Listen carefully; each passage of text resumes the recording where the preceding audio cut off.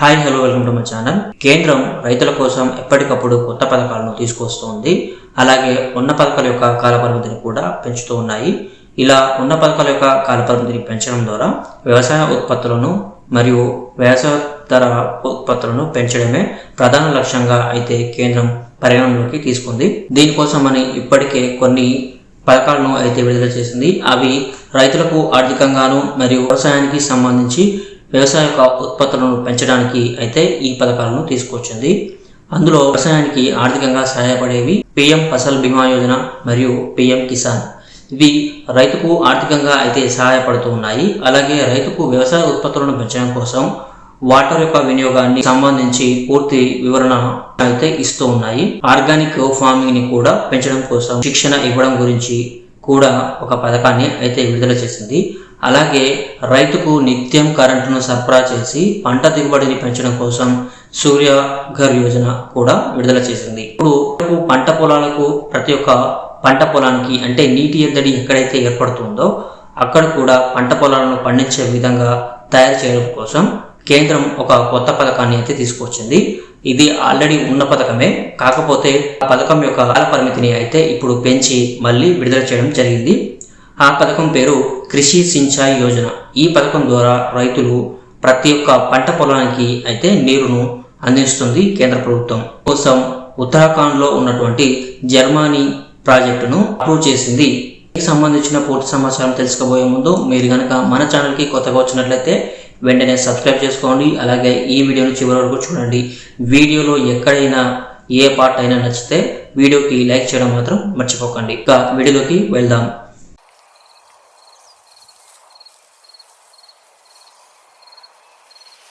ప్రధానమంత్రి కృషి సించాయి యోజన ఈ పథకం స్వయంగా ప్రధానమంత్రి నరేంద్ర మోడీ గత కాంగ్రెస్ ప్రభుత్వం తీసుకొచ్చిన ఇలాంటి ఒక పథకం పేరు మార్చి కొత్త పద్ధతులతో ఈ పథకాన్ని ప్రవేశపెట్టారు. దీనిని యాక్సిలరేషన్ ఇరిగేషన్ బెనిఫిట్ ప్రోగ్రామ్ అని కూడా పిలుస్తారు. ఈ పథకాన్ని కేంద్ర ప్రభుత్వం 2015లో ప్రారంభించింది. 2015లో ఈ పథకం కేవలం 5 సంవత్సరాలకు మాత్రమే నిర్దేశించబడింది. 5 సంవత్సరాలకు గాను 50,000 కోట్లను విడుదల చేసింది. ఈ పథకాన్ని ఇంకా ఎక్కువ మంది రైతులకు చేరవేయాలి అనే ఉద్దేశంతో 2021 డిసెంబర్ 15న ఈ పథకాన్ని పొడిగించింది కేంద్ర ప్రభుత్వం. ఇప్పుడు 2026 వరకు ఈ పథకానికి రైతులైతే అప్లై చేసుకోవచ్చు. ఈ పథకం యొక్క ముఖ్య ఉద్దేశం ప్రతి పంట పొలానికి నీరు అందించి రైతుకు పంట దిగుబడిని పెంచి ఆర్థికంగా వ్యవసాయం మరియు వ్యవసాయాన్ని ప్రోత్సహించడం, డ్రిప్ ఇరిగేషన్, వాటర్ షెడ్ నిర్మాణం, స్ప్రింట్ ఇరిగేషన్, కాలువల ద్వారా నీరు అందించడం, నీటి నిల్వల గురించి రైతులకు అవగాహన కల్పించడం వంటివి ఈ పథకం యొక్క ముఖ్య లక్ష్యం. అలాగే ప్రతి ఒక్క పంట భూమికి నీరు అందించడం,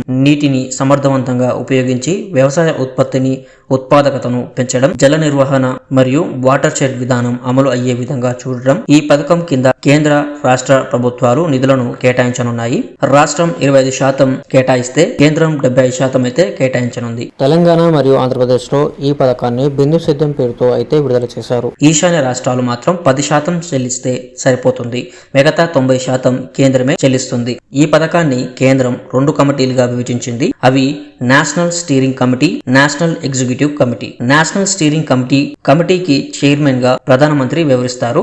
ఈ కమిటీ పథకానికి సంబంధించి నియమ నిబంధనలు తయారు చేసి నేషనల్ ఎగ్జిక్యూటివ్ కమిటీకి అందిస్తుంది. నేషనల్ ఎగ్జిక్యూటివ్ కమిటీ ఈ కమిటీకి నీతి ఆయోగ్ చైర్మన్ మరియు వైస్ చైర్మన్ నియమింపబడ్డారు. ఈ కమిటీ నేషనల్ స్టీరింగ్ కమిటీ ఇచ్చినటువంటి నియమ నిబంధనలను తూచా తప్పకుండా పాటించేలా చూస్తోంది. ఈ పథకం అమలు చేయడం కోసం 3 కేంద్ర మంత్రిత్వ శాఖలు అయితే పనిచేస్తూ ఉన్నాయి. అవి కేంద్ర వ్యవసాయ మంత్రిత్వ శాఖ, కేంద్ర గ్రామీణాభివృద్ధి మంత్రిత్వ శాఖ, కేంద్ర జలశక్తి మంత్రిత్వ శాఖ. ఈ శాఖలు ఈ పథకం అమలు చేయడానికి కావలసిన విధులను నిర్వర్తిస్తూ ఉన్నాయి.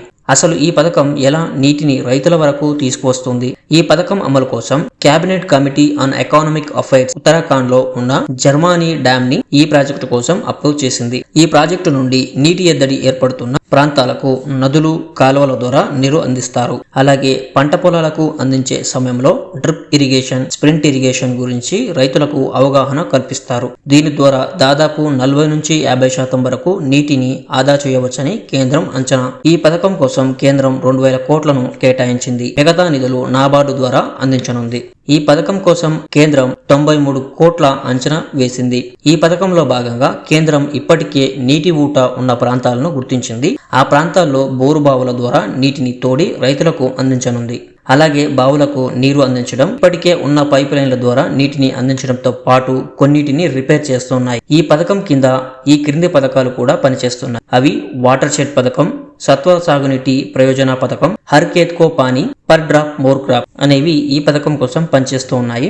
ఈ పథకానికి అప్లై చేసుకోవడానికి సంబంధించిన పత్రాలు ఆధార్ కార్డ్, భూమి పట్టా పాస్బుక్, ఇంటి పట్టా, కుల ధృవీకరణ పత్రం, bank passbook, passport size photo, ration card లేదా చిరునామా ధృవీకరణ పత్రం, రెసిడెన్షియల్ సర్టిఫికేట్ ఇవి ఈ పథకం అప్లై చేసుకున్న టైంలో వెబ్సైట్లో అప్లోడ్ చేయవలసి ఉంటుంది. ఈ పథకం ద్వారా రైతులకు డ్రిప్ ఇరిగేషన్ మరియు స్ప్రింట్ ఇరిగేషన్, నీటిని ఎలా ఆదా చేయాలి, నీటి నిల్వలు ఎలా ఉంచుకోవాలి అనే దానిపై కూడా కేంద్రం వారికి ట్రైనింగ్ ఇవ్వడం జరుగుతుంది. ఈ పథకానికి ఎలా అప్లై చేసుకోవాలి, దీనికి సంబంధించిన లింక్ ఆల్రెడీ మన వెబ్సైట్ లో ఇచ్చాము. మీరు అక్కడ నుండి అప్లై అయితే చేసుకోవచ్చు. మీరు మొదటగా మీ క్రోమ్ బ్రౌజర్ ఓపెన్ చేసి రైతు ప్రస్థానం అని టైప్ చేసి సెర్చ్ చేస్తే మన వెబ్సైట్ అయితే వస్తుంది. అందులో స్కీమ్ ఆప్షన్ ని వెళ్ళి అప్లై అయితే చేసుకోవచ్చు. దీనికి సంబంధించిన పూర్తి వివరాలు అయితే వెబ్సైట్ లో పొందుపరిచాము.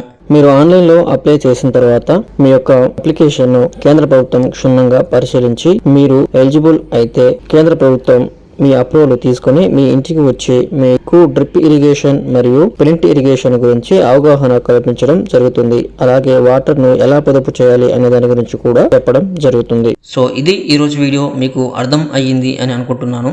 మీకు ఈ వీడియో నచ్చినట్లయితే ఒక లైక్ చేయండి. అలాగే మన ఛానల్ కి సబ్స్క్రైబ్ అవ్వడం మాత్రం మర్చిపోకండి. జై జవాన్, జై కిసాన్. Thank you.